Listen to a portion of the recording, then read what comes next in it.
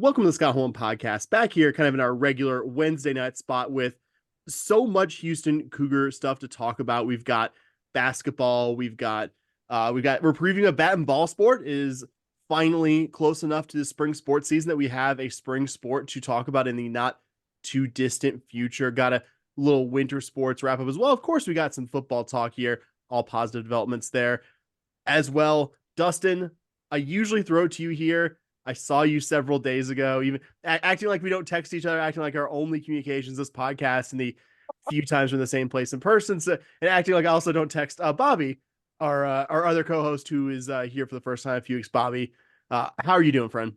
I'm good, man. I'm good. It's so nice to be back in my own house. It's nice to be in town. It's nice to be on the podcast with you guys. So I'm not gonna go too long here. I know we have a lot to talk about. So but I'm doing good, Sam. I'm doing good, bud. Dustin, have you gotten over the anger of me having you be second billing here to tell me how you're doing, friend?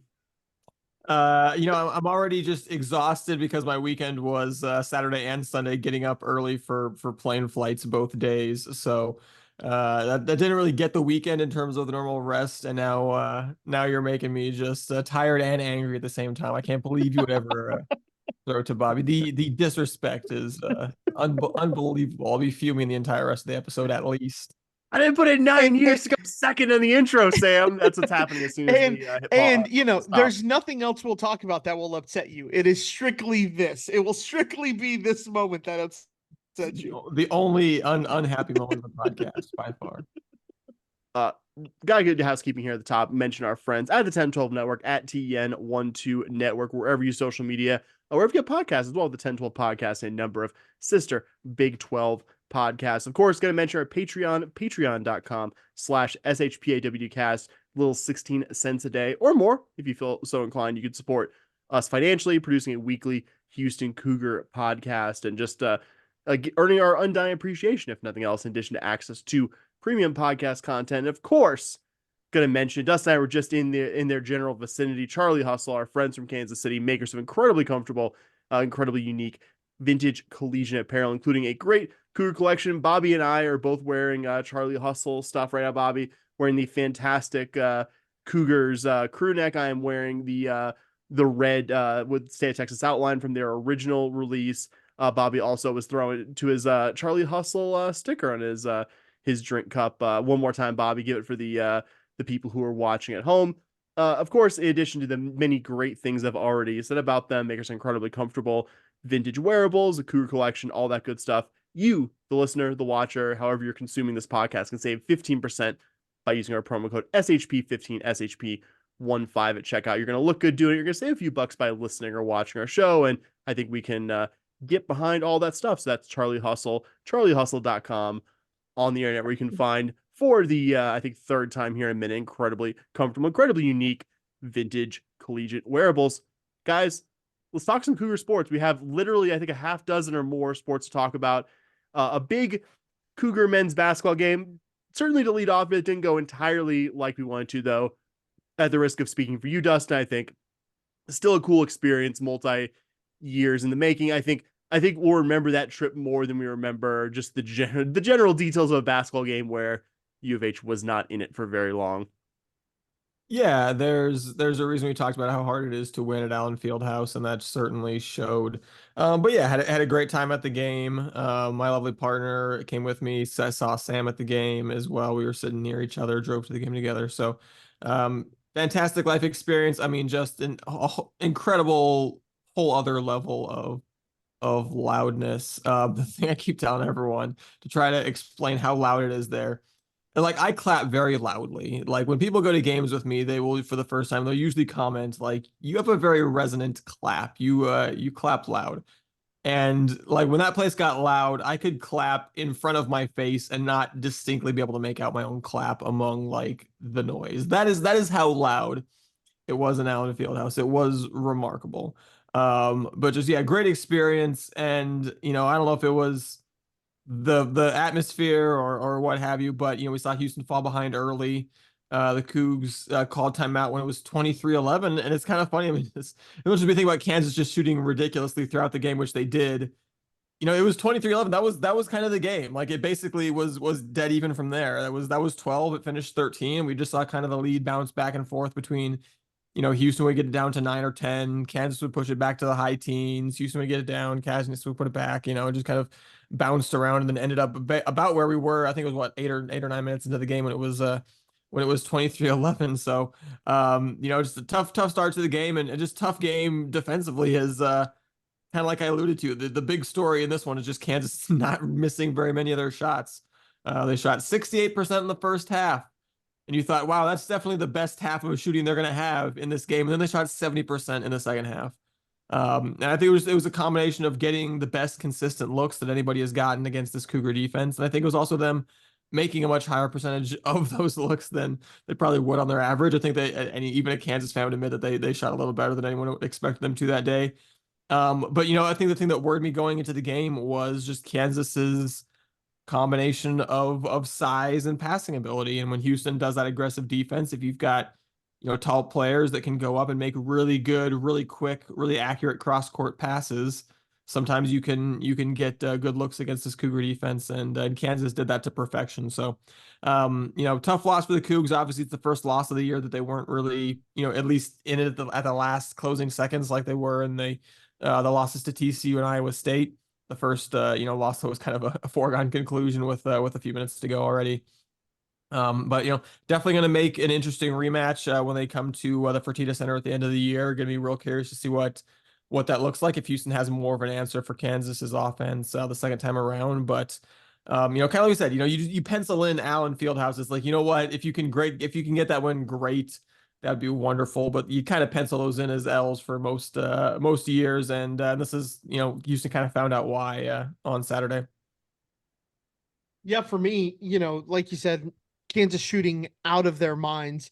It's very rare do you go in when a team shoots 68% against you. Typically, when you go in at halftime of that, don't you normally just go, well, they can't shoot 68% the entire game? Like, that would be ridiculous. Like, no one does that. They're going to shoot 35%. It'll average out somewhere in the 40s. And then they shot 70% to shoot 69%. Just absolutely insane. And I tweeted this during the game because I was in an airport in El Paso watching the game, which Sam heard that whole breakdown of the disaster that was me watching the game at the El Paso airport. But just watching the game, it just felt like we got out Cougared, right? They beat us on the boards. They beat us. It was a mismatch, like you said, Dustin. If you got a big man who can pass it out, they were winning 50-50 balls more than we were. They pointed that out a lot on the broadcast, and it's one of those times where you're just like, yeah, absolutely. It's not that you can depend on 50-50 balls or anything like that. I don't think that this team, I don't think U of H got out schemed in this one. They didn't get out hustled. It just, sometimes a team shoots 70% and there's not much you can do about it. You could definitely tell these are the baskets they shot on all the time, that they were comfortable in. And, the fog's the fog for a reason, right? It's tough to win there. Y'all's report on how awesome the atmosphere is just, I tell myself I should have gone all the time, but with everything that happened, I'm glad I didn't. But I tell myself that I need to go to that one. But like you said, Dustin, it's a mismatch for us. It's something that we've had trouble with since Sampson got here. If you got size and you got big men who can pass the ball well, our pressure defense isn't built for that. And we don't have the guys who have the length to defend a 7'2" guy. We just don't, right? Where we make up for it is in pure hustle, going in, being aggressive, doing all that you cause the big man to stumble a little bit. But this game, they had the big man who didn't stumble, right? He was able to your point, Dustin, pass it out of the high pressure situations, hit the guy in the corner for wide open threes. When was the last time you saw us give up a big time alley-oop like we gave up in that game? It doesn't happen very often because typically the pressure gets there. He's wide open on the backside.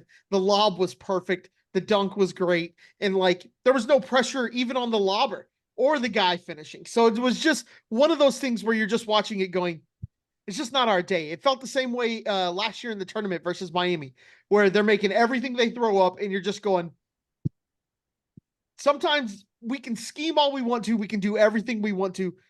But sometimes their guys are just going to knock down shots. And when they're shooting at 70%, it happens. I mean, they were making it with hands in the face. They were making it wide open. We just got out cougared. It just felt like watching the game that we just got out cougared. And sometimes that happens. We said going into the year that when you're traveling on the road in the Big 12, a B game isn't going to win you a game, especially if you're playing against a team that is playing their best basketball. Kansas played at an A+. The Cougs played at a C+. It resulted in a 13-point loss. Plain and simple. And this isn't to take anything away from Kansas like, oh, hey, we didn't play our best, so that's why they beat us. No, they kicked us in the teeth. They beat us. It happens. That player you mentioned a moment ago, Bobby, the alley-oop, I felt like that one happened in slow motion in front of me. It was just like, and it just had a half a second to be like, oh my God, this place is about to explode. And then it happened and it just like deafening noise. And you're like, ah, this is not, that wasn't the first time I realized in real time, like this isn't going to be our day. But to go back to what you talked to at the beginning, Dustin, yeah, I just wanted to confirm what you said. Allen Fieldhouse absolutely has the goods as a home court atmosphere. This isn't one of those deals where a place develops reputation, then like lives off of that reputation. I mean, I want to compare it to something for, last November, I went to the Vegas Grand Prix and made the decision, foolish though it may be. I think I was mentioning that to your lovely partner, Dustin, to at least consume some of the race without the earplugs, that I was a good boy and wore for most of the rest of the time that I was watching the race. The only thing that I compare the raw sound of F1 cars to in person was the noise at Allen Fieldhouse on Saturday. The place was loud, and it wasn't just because the home team spent most of the game beating U of H pretty thoroughly, though I'm sure that didn't hurt. But I felt like I noticed at a few different points where U of H was starting to show some signs of life. The KU crowd would really get back into it, really start kind of like, oh, hey, we gotta get loud, gotta keep it from getting any closer. Like they knew the points at which they needed to get behind their team. So I could appreciate that and just honestly state that it was kind of awe-inspiring to be at that place, to see pictures on the wall of guys like Wilt Chamberlain, former coach Larry Brown, even though I frankly have no desire to not have a regular home venue without some creature comforts, which I think this place almost charmingly did not have creature comforts. Like you see the seats right behind the bench. So the seats that would probably, I wouldn't even say they cost thousands of dollars. They are, you have to know somebody or be very famous to be sitting. Like I told you, Bobby, Butch Harmon was sitting there. A number of former Kansas basketball players, Rob Riggle, randomly enough, was there in person. And those are still just like those are still just bleachers. Like those aren't cushy like club seats. Those are sit on hard ass bleachers, which I can kind of appreciate that level of, old schoolness, even if it is not something I want to experience, in addition to the almost hour it took the three of us to escape from Allen Fieldhouse after the game. For the game itself, it's not that U of H didn't have different points where they could have theoretically gotten themselves back into this game. Now, give the guys credit. They didn't quit, clearly, despite a big halftime deficit and really just feeling like nothing was going right for them. But, I mean, let's be honest. Once KU made 9 of their first 10 baskets, with the one miss being a Hunter Dickinson one where he rebounded it and put it back in, I mean, kind of knew that this wasn't going to be a game that the Cougs are going to be able to win, even if you had something better than this C+ effort, which I would agree with Bobby, kind of was my letter grade for this overall performance. As well, KU came out like a veteran top 10 team who was pissed off that they were the underdog at their home arena, where they notoriously never lose. And I think you could say about Kansas this season that they are a veteran, high ceiling team who sometimes doesn't look entirely focused for 40 minutes, but unfortunately for us, I think they looked pretty laser focused for nearly all 40 minutes on Saturday. Really, I thought it was masterful the way they challenged U of H inside with Dickinson early. He had 3 of their first 4 field goals, and then kind of as U of H went to crash and double, they did a really good job kicking out and finding open guys on the outside. I mean, it wasn't exclusively Johnny Furphy, but I think his 3 for 4 on 3-pointers kind of speaks for itself. And yeah, that's what really stood out for me. Like you said, Bobby, KU hit some tough shots on Saturday, but I think them shooting just under 70% from the field was also a product of them getting more looks than we would ever normally see a team get against the Kelvin Sampson U of H team. And, I think that's not a knock on KU's effort here. I think if anything, I find it more impressive they were able to get open looks than if they had just gone nuclear and just hit a bunch of contested shots. It tells you that KU wasn't lucky. They had a great game plan and executed with virtually no mistakes. I think 23-11, I agree with you, Dustin. At that point, it's kind of just like, ooh, you've traveled this far and you're probably not going to see a win, which you knew was going to happen, but I think you need to start reckoning with that reality, Sam. But I think for me, the sequence, you know what I'm going to say here, Dustin, Bob, you meant the sequence where I was just like, this isn't happening. Jamal Shea has a wide open breakaway layup at the basket, misses it, and immediately on the other end fouls Johnny Furphy on a 3-point attempt. I mean, it kind of cemented it for me. It just wasn't U of H's day. I mean, again, not that there are the chances to win this. The Cougs got the lead back to single digits. I think it was about 4 minutes left. But just every time, like you kind of said, Dustin, it would get to about 9 or 10, and the Jayhawks would just immediately hit a couple baskets. And like, it's back to the teens. And it just never felt like anything was going to happen there. Just did want to single out. I mean, obviously, LJ Cryer going off in the second half. Pretty cool. Like, at least nothing else. Maybe this guy is starting to find his shot again, certainly finding a shot away from Fertitta Center, which has been kind of a bugaboo from this season. But I want to single out JoJo Tugler from this one. Not a perfect game by any means, but he really got thrown in the deep end when Javier Francis went out early and just hit his head and was held out for precautionary reasons. And Tugler ultimately had to play 34 minutes, not 34 perfect minutes, but I think for an 18-year-old playing at Kansas, the moment didn't look too big for Tugler. If nothing else, 5 offensive rebounds against a team who won the balance has been pretty good at keeping opponents off the glass. I think it's noteworthy. Kelvin Sampson was pretty tough in his assessment of the team, and I don't think 40 minutes of basketball contradicted that, but I think like you have both said in different words, not a reason to necessarily feel drastically different about this U of H team. No one usually wins at Allen Fieldhouse, even really good teams. Yeah, we talked about, okay, yeah, their bench is not that good, but their starting five is probably the best starting five in the country, and they look like it. I mean, Hunter Dickinson had, I mean, a fantastic game. 20 points, 8 boards, 4 assists, probably had 4 or 5 hockey How does he assists. not average 25 and 12? He's a 6'2 guy who can shoot and pass. A 7'2 guy who can shoot and pass. Sorry. No other player on Kansas missed more than 1 field goal. McCullough 7 of 8, 6 of 7, Adams 4 of 5, Harris 3 of 4, a couple guys off the bench 1 of 2 or 0 for 1. Hunter Dickinson had a fantastic game, and he was the only player that missed more than 1 shot. So that's about how the game went.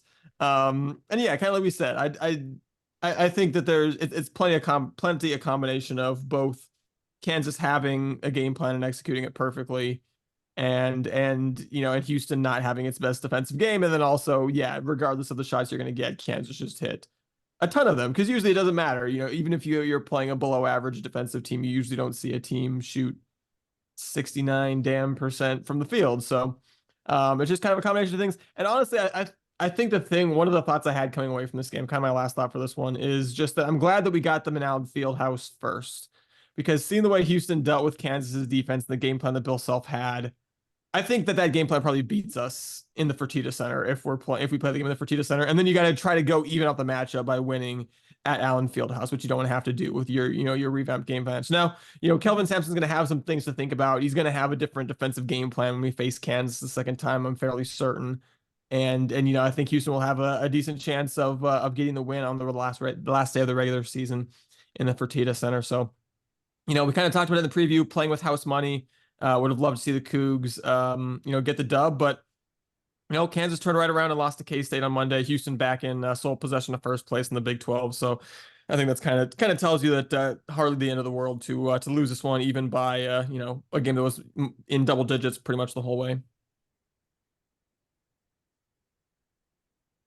All right, well then that'll move us on to a game that Houston fared a little bit better, and that was their Tuesday night home win over Oklahoma State, 79-63. The definition of a deceivingly close final score. Houston led 74-46 with 6 minutes to go. The Cowboys would close the game on a 17-5 run to make it a little closer. And the game, I don't think we need to talk about that much. We all thought Houston was going to come out angry and sell Oklahoma State, and they did that. We knew Jamal Shedd was going to bounce back in a big way after one of his worst games of the season. He did that. But I think what we need to talk about is Kelvin Sampson's ejection. Should we just jump into that? Quick question, because you were there. You were physically there. Were you so focused? Did you see him like take the run up from his coach's area to the other side of the court? Or were you focused on the play and then just oh shit, Kelvin Sampson's in the middle of this yelling at the ref? I noticed him about as he was crossing half court. I was like, oh, that's what's happening here. And then all of a sudden just saw him in the face of all 3 of those officials, came all the way across half court onto the court to get in the face of not 1, not 2, but all 3 the game officials. Yeah, man, it was his first time getting ejected in something like 10 years or something like that, I think. Funny story, I didn't even put this in my notes, so I wasn't going to mention this, but I was at work today. with in the elevator with a coworker who I've never talked about sports with before, and he kind of was like, "Oh, how was your, 'cause we see each other every day, like, oh, did you have any fun last night?" I go, "Oh yeah, I went to the U of H game," and he immediately was like, "I saw on the news that Kelvin Sampson got ejected, man. He looked pissed." So I go, "Oh yeah, man, he did not get cheated. It was his first ejection in like 10 years or something, and he did not get cheated. It wasn't a Scott Drew at Baylor. Can't believe he got tossed for that little cheap one. Oh no, It, he got his money's worth. he got his money's worth. You cross half court and then get in the face of all three officials and do not meet. You're not gonna get to coach the rest of the game. Um, Which honestly, understandable. If you're across half court, it's understandable you get tossed. I get it. No, I have criticisms of the refs for that game, but one criticism I do not have is that they tossed Kelvin Sampson. He gave them absolutely no choice in the matter on that one. On the one hand, it was the call because it was that I don't remember which Oklahoma State big man it was, but just manhandling Jamal Shed, and I'm not getting called for that. But I think it was more than the one call, or even I think the one game. I think we saw a couple times at Kansas where Houston had some guys kind of get undercut, go up for the ball and kind of get undercut, their legs taken out, not called for a foul, nothing happened about it. We saw Oklahoma State had a couple of guys where Houston went up, kind of took their legs out, didn't get called for a foul, or just got called for common foul, as opposed to maybe taking that as the serious, injury causing play that it is. And I think Kelvin had enough when he saw that Oklahoma State just kind of, it's about as bad of a missed call as you're going to have. I mean, it just everyone in the arena is, for some reason, somehow, but the three guys with the whistles around their necks saw the guy just absolutely manhandle Jamal Shed in a way that you're not allowed to do. So, I think it's about some of the dangerous potential injury causing plays that we've seen recently in Big 12 play. I think it could very well be probably about we've talked about it. There's a free throw disparity. Houston, gets called for the most fouls and I believe draws or concedes the most free throws and draws the second fewest free throws in Big 12 play. And some of that is fair. Some of that's the way Houston plays, but it's not like everyone else is defending us with kid gloves when they have the ball. So I think that it's a broad sense of maybe the way that things have been officiated in Big 12 play, and then that kind of coming to a head in the last couple of games, and that coming into an even further head with the just egregious missed call on the Oklahoma State big man. So I think it was just kind of layer on layer on layer that finally led to a guy who does not usually get tossed from games doing something that will get you tossed from games 100% of the time. So enjoyed it. I mean, enjoyed the Fertitta Center. I mean, it was a game that Houston was up 20. It was kind of waiting the game out until Kelvin Sampson made it interesting. So I love it. I love that the crowd was 100% behind them and was letting the refs have it the rest of the game in a way that they usually do not do. So enjoyed that aspect of it. And definitely the most interesting game from what was otherwise Houston kind of comfortably handling probably the worst team in the conference the way that we knew that they would at home. Yeah, just incredible to watch. My favorite part, and Go Cougs pointed this out. Ryan over at Go Cougs pointed out some pictures of Emmanuel Sharp, but that was the first thing I noticed watching it. Like when I went back and rewatched it last night, I was showing my wife, and I was just like, you guys have to. I told her, I was like, you got to see Emmanuel Sharp because he's there, and he's standing there, and then all of a sudden you can see like out of his peripheral vision, he's like, wait, that's coach. Like you see him like, wait a minute. Like you can tell he heard Sampson yelling and he's like, all right, whatever, that's fine. No, he's here. Oh God. Like you can see it like in his body reaction. He just kind of turns like, oh, you're not supposed to be here. Why are you here? You're mad. Like you can just see it all just kind of bubbling up. But yeah, I just want to say screw Seth Davis for like, oh, that really says something about Sampson kind of deal that he's tweeting last night. Like, oh God, whatever, Seth, you blowhard. He's sticking up for his players when his guy's getting just absolutely mauled underneath the basket. Like, you're right, Dustin. It's probably a complete lack of the calls that have happened all year, and with Mac getting fined and everything, like it finally is coming to a head. You could say that, and I totally believe it, that it wasn't this one foul. But if you're going to get tossed, that missed call is one to get tossed on. Yeah. It was so bad. It is so bad to miss that call. He's getting absolutely mauled underneath the basket, just shoved. You might as well just put your hand and give him a full shove with what he was doing. I'm not surprised that's the call that made Sampson lose his ever-loving mind last night. Yeah, I think we try to avoid too much ref blaming in this show, but I've never seen Kelvin Sampson this incensed with officiating. I don't think we're forgetting a previous incident. I mean, the last time any U of H coach or staff member got ejected was in early 2020, that fracas during the game with Tulsa, which we won by 30 something, where Alvin Brooks and Mikhail McLean both got ejected from that one. I mean, and Sampson gets a very occasional T, but it's not at all a common occurrence. And like I said, not a cheap one either.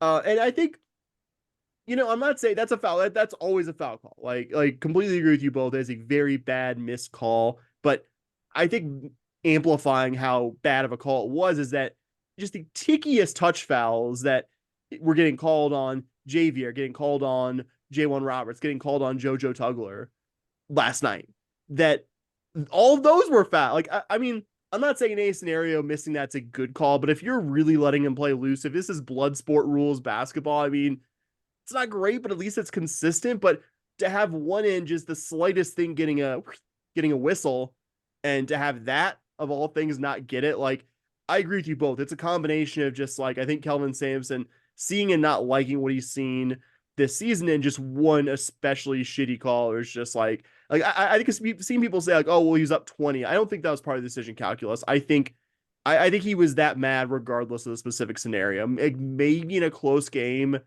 he decides no, I gotta stay here. I can't give them 6 free throws. I don't know. I can't get in Kelvin Sampson's head there, but I kind of agree with what our friend Ryan Coog said, that this wasn't a situation specific thing. This was him reacting very strongly to a bad call. And I would also encourage anyone listening to read, Ryan did his daily blog at gocougs.com kind of about this topic. And something he harps on a lot is that these officials, who, again, will note, this is not the same situation as football where you have like one specific crew per league.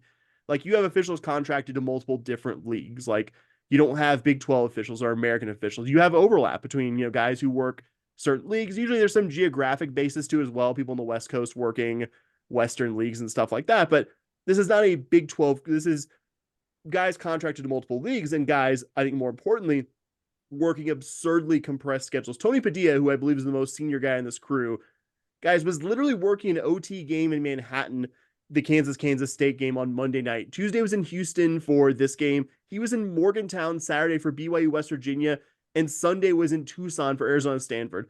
Dustin, you and I just did plane trips to KC back to our respective cities. Bobby, you in your professional life do a fair amount of plane travel and just did a bunch of it for leisure/family reasons. Guys, can you fucking imagine doing as much plane travel as Tony Padilla did, seeing as much airport as Tony Padilla did, while working a job as physically demanding as me, a college basketball official, and being even close to 100% effective at it?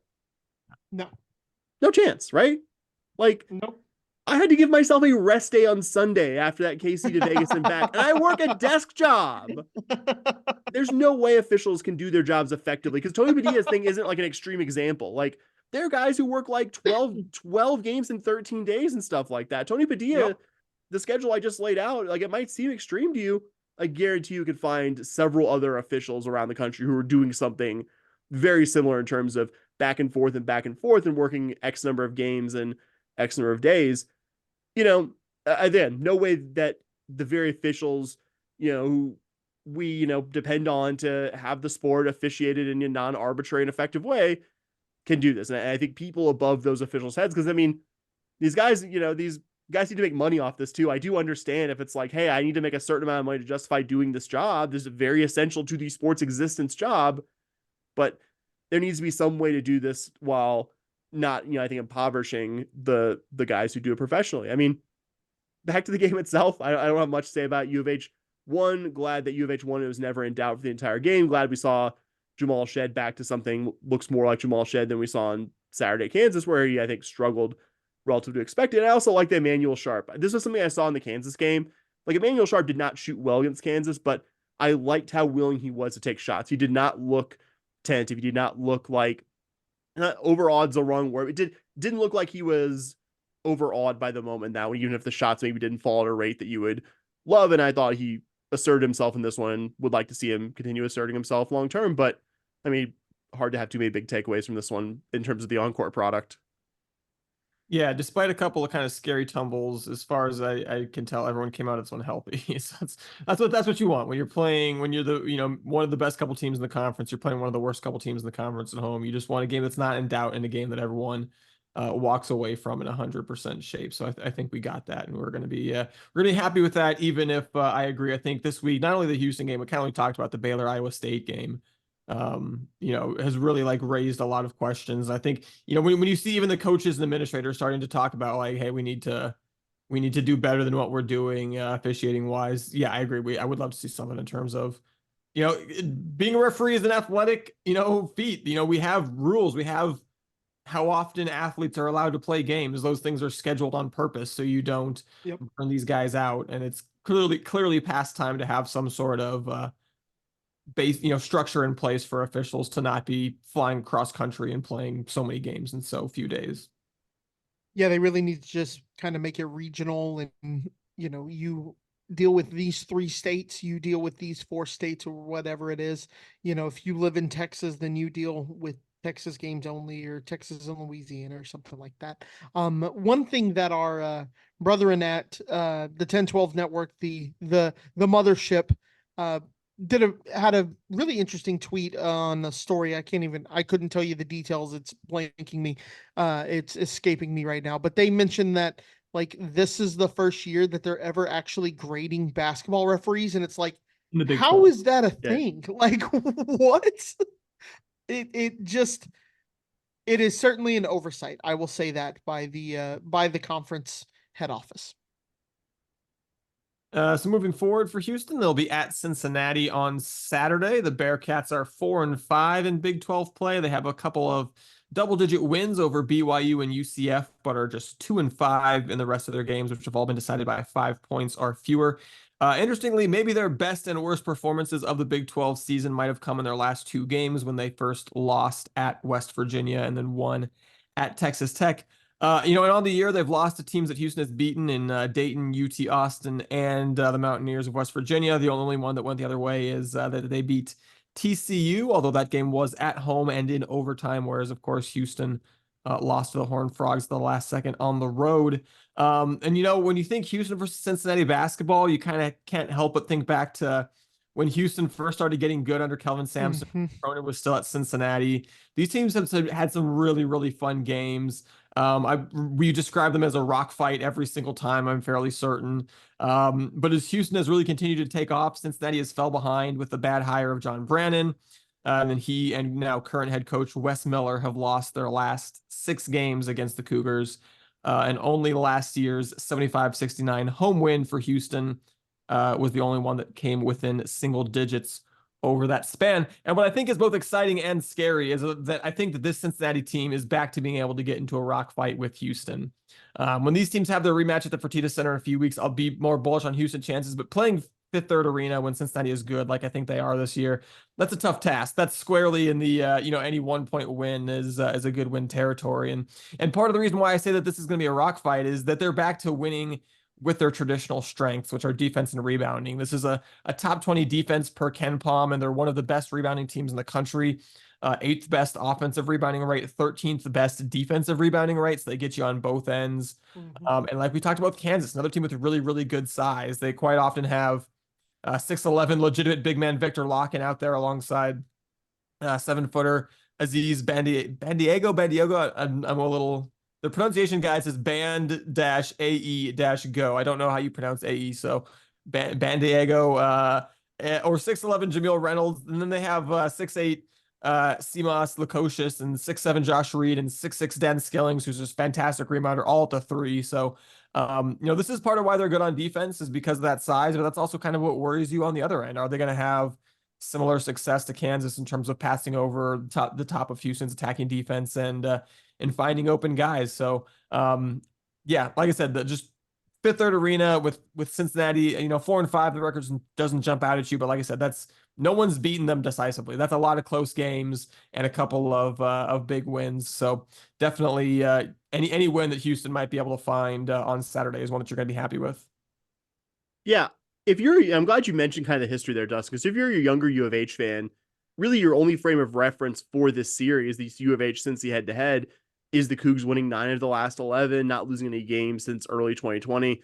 And I know for me, some of the wins against Cincy earlier in Sampson's time at U of H were some real markers this program was going in the right direction. U of H beating Cincy in the regular season finale of Sampson's second season for the program's first head-to-head win in 15 tries. And I looked this up, guys, 43 years against the Bearcats. At that time, it really felt like a moment that was big, that legitimized what Sampson was doing. 2 years later, at a packed H&B arena, beating Cincy when they're number 5 for the program's first top 5 win in 20 years, basically punching U of H's first at-large ticket to the dance as we rush the court. Guys, you can't see it, but I literally have goosebumps on my arm talking about that. That's the last night I ever rushed the court, probably the last I ever will, just given, I think that's more of a young person's endeavor now.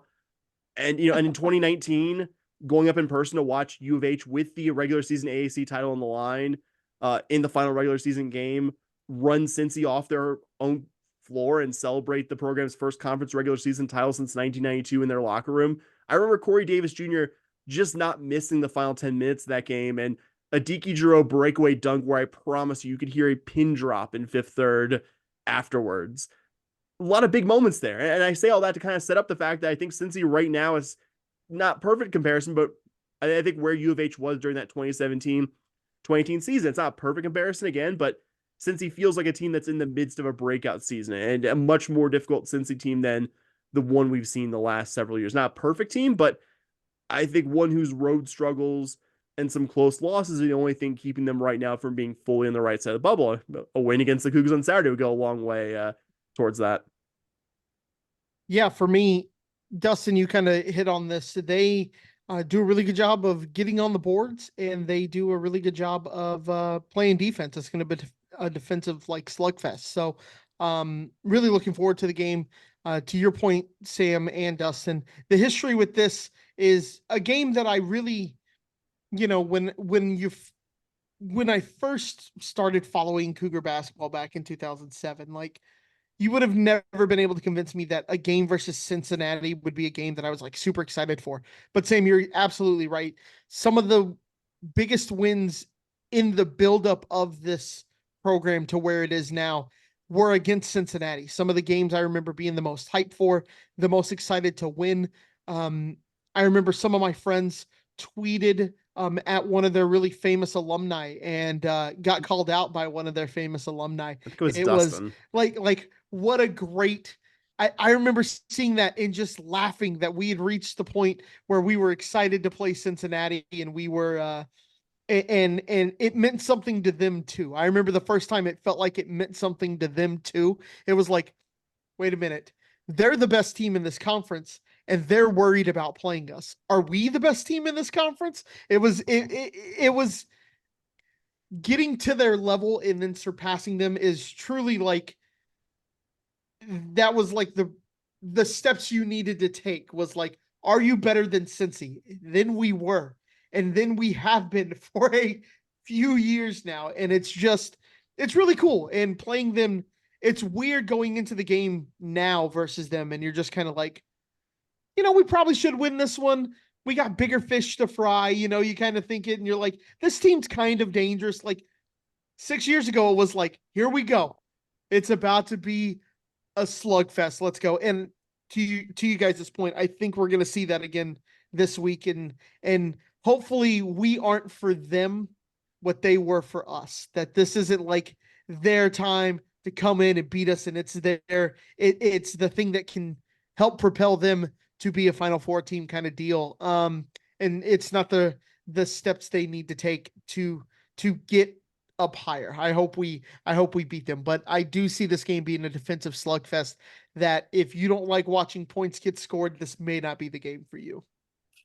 Yeah, I was going to say, it's a 6-game winning streak for Houston. So, you can be sure that Cincinnati's coach, their fans, their players know that they have a 6-game losing streak versus Houston. At some point, Cincinnati's going to beat Houston, and it is going to be something probably akin to what we felt with a couple of those big wins over those Bearcats. But would love to say not today to them on Saturday. It'll come at some point, but hopefully, hopefully that point is not Like not 12 years down the road. yeah. It's just, genuinely, of all the programs for all the schools that have joined the Big 12 with Houston this year, I don't know if there's a program I'm more excited to have joining the Big 12 with us than Cincinnati men's basketball, because I do kind of, even though it means a tougher game for Houston when we go play there, like I want to see them be good because those games had so much juice. Because if they're good again, if these become really, good, top 25, matchups, that's just those gonna be fun. You already know all your Texas opponents are gonna be automatically got some extra juice built in. I feel like the BYU Cougars versus Cougars has a little bit of extra juice built in also. But then having a rivalry like I said, where you've got some major mile marker rivalry moments that have already happened over the last several years as conference mates, continuing that into the Big 12 is really exciting for me. But looking at this matchup in terms of things that I think you do like, things where you think Houston can do well. Cincinnati doesn't get to the line a lot, and they don't shoot well at the line, which is always a welcome sign for this program, obviously. And then they're kind of mediocre in force of, in terms of both forcing turnovers and holding on to the ball on the offensive end. So like we talked about, I think Houston has to have a pretty good rebounding game just to kind of rebound them to a standstill, which isn't something that you say very often with the Kelvin Sampson team. But if the Cougs can maybe win points off turnovers by 10 or so, that would make me feel very happy and feel like Houston would have a much improved chance of picking up a big road win. Yeah, I mean, if you want to compare Cincy to the 3 teams that have beaten U of H so far this year, Iowa State, TCU, and Kansas, those are all 3 teams currently inside the national top 50 in offensive efficiency. To dive deeper, all 3 are good shooting teams. And if you want to quantify that, all 3 of them are inside the national top 100 in 2.3-point field goal percentage. All 3 are inside the national top 60 if you just look at 2-pointers.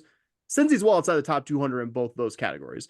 Also, 2 of those 3 teams I mentioned were some degree of above average at getting to the free throw line. And the one that isn't, Kansas, I think makes up for it by being the best shooting team, it's in the Big 12, certainly, and out of that trio of teams that's beaten U of H so far. Cincy, for all the things they do really well, isn't a good shooting team. They're 273rd nationally in free throw rate, not a team that gets the line a ton. I mean, as U of H fans, we know you can kind of get around that by being a truly elite offensive rebounding team, which Cincy is, which I mean, I think, again, leaves the door open for them winning this on Saturday. U of H, as great as they are at crashing the glass, not terrible, but kind of average at preventing opponents from getting offensive rebounds themselves. So kind of watching that. And again, this could not be indicative of anything because since he did just go on the road and drop 75 on Texas Tech in a win, so maybe this is a better offensive team than the team's been on the balance of the year. But those are just kind of things that stood out to me from this matchup, kind of looking at the Cougs against the Bearcats. Yeah, that's exactly what I got. I got the big thing's going to be the boards. Cincinnati's 8th in offensive rebounds per game, so gonna be interesting, and you got to keep them off the board. So real quick, guy, I could not get through the sentence typing this in my notes. Edgerrin James' son, Jizzle James, is also a guy to watch long term there. Probably gonna come off the bench in this one, but I would guess in a couple years with JoJo Tugler among the better seasoned Big 12 players. Got to watch long term there. God, Edgerrin James' son is playing college basketball. Guys, we're old. It's not getting better, bud. It's not, every year that number goes up by 1, and I just feel worse and worse. So good stuff. Speaking of feeling worse and worse. Sorry, continue, Dustin. Speaking of feeling worse and worse, let's transition from Cougar men's basketball to Cougar women's basketball, who lost their only game since our last episode. No surprise, losing to Baylor 83-60. I think our success was going to be losing by less than 20. They didn't do that. They were on pace at halftime. We're within 9 at halftime, but the Bears just continually put more and more distance between themselves and Houston. As we expected, here's my summary because I don't want to go too much into a game that Houston was always going to lose, and it was just a question of by what margin. Houston shot under 32% in 3 or 4 quarters. Baylor shot over 50% in 3 or 4 quarters. Not too much to this one. It's just a good team decisively beating a not very good team. Yeah, I had did you guys know that U of H led at like 6 minutes left to go in the second quarter? Like we were up one, and it did not go well after that. I have it written down here. We went cold. Baylor took the lead again, never looked back. It was only an 8 point game at the half, and then you lose by the margin that we did. Not great, fellas. Not great. You're not gonna win any games letting the opponent, especially this team, shoot 56%. Somehow the Cougars forced 26 turnovers and only got 22 points off of it. Not to be like overly picky, but that doesn't seem great. I think I gotta go back and look. I think we had one fast break point the entire game, which for our the philosophy in which we play, where you want steals and you want to get out and run, one fast break point isn't going to do it for your team. So, uh, again, like you said, Dustin, not a game you ever really thought you'd win, but you'd like to see a little bit better, especially only being down 8 at halftime.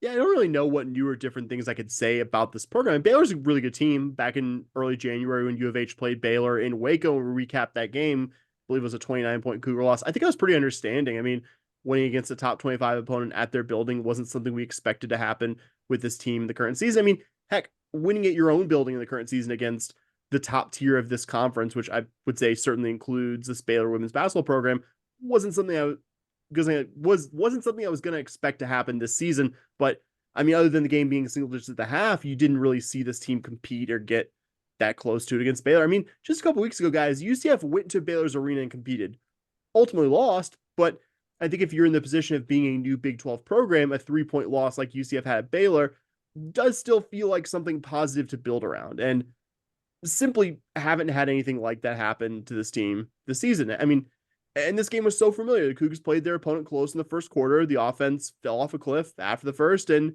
your opponent shot well over 50% for most of this game. I mean, how many different games could I have said all that for and been generally correct? I mean, at least half the Big 12 games, guys, certainly all of the non-conference games we played anyone with a pulse against. I think it's kind of incredible to be plus 11 in points off turnovers and still lose by this much. Like, if you can't force any misses, I guess, outside those turnovers, and like Bobby said, you didn't do a great job converting them into points in the first place. I mean, the style can only do so much for you. I mean, again, big groundbreaking stuff here, but if you can't consistently put the ball in the basket against good opponents, then there's no easy pathway to victory here. I mean, I'm sorry for being so negative, but it just doesn't seem like we're seeing anything, even if you're kind of trying to squint and find the positives.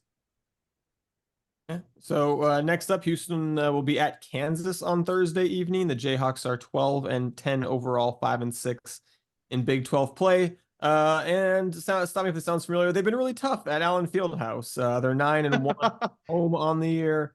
Their only loss coming in their Big 12 opener to a really good West Virginia team. They have a nice non-conference win over Nebraska. They've beaten Baylor, Oklahoma State, and Iowa State at home in Big 12 play.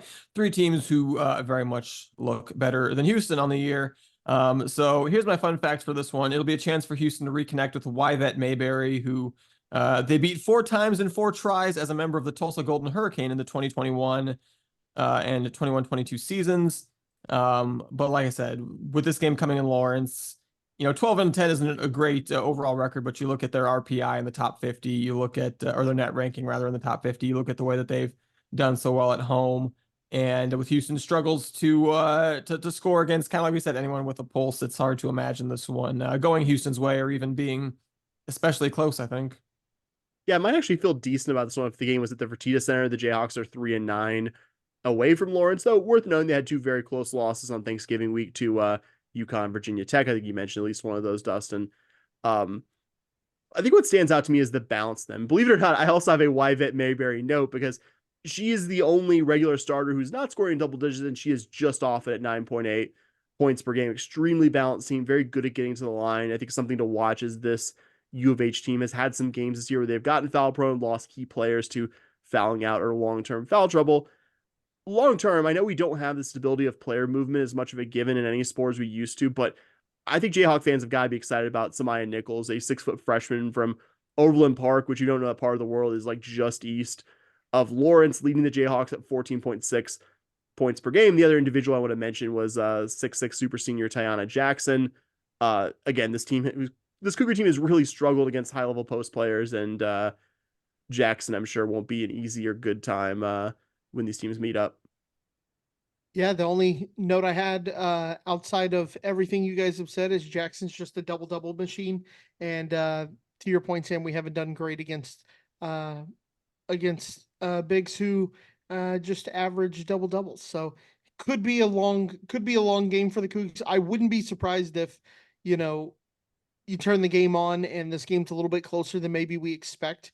But I also wouldn't be surprised if you turn this game on and we're getting just blown out. It's not, it doesn't feel like a game where I'm going to be surprised pretty much either way. It's going to be like, oh, look, we're keeping this one close. Or, of course, we're getting blown out. Like, I'm not going to be overly surprised if we keep it close. If this game is single digits, the final margin, I will say something nice about this program in the next episode. That's my promise to you two and the listeners. I'll join you on that one. I'm the same way. If this is even a double digit loss, I will come back and say some nice things about single digit.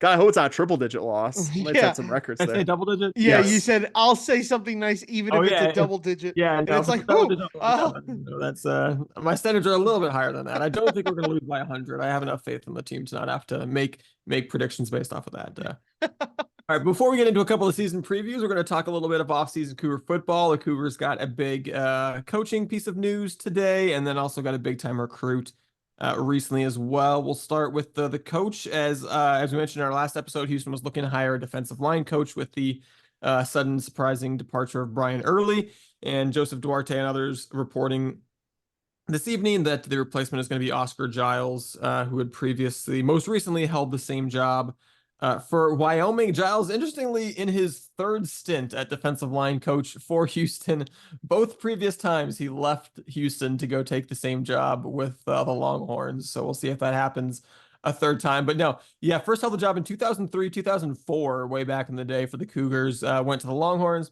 then Louisiana Tech, then back to U of H, back to UT Austin, then Wyoming the past 2 years. Got a little title bump after his first season in Laramie, which I think tells you that they were trying to prevent kind of exactly this sort of thing from happening, a bigger conference team from coming in and bringing him on.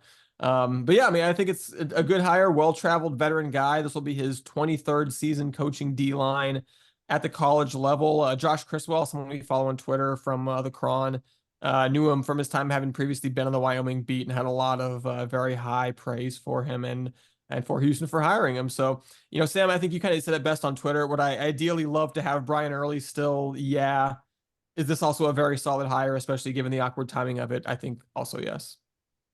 Yeah, I hire, not that I'm saying in theory we couldn't hire Wyoming's defensive line coach with the resources of his Big 12 program, but I don't know. I had my bar a bit lower considering how late in the cycle U of H was hiring to get the guy who was the defensive line coach while defensive line was a strength of this program. It wasn't like, oh, Oscar Giles is the coach of the defensive line while U of H was pretty good in 2015 and 16.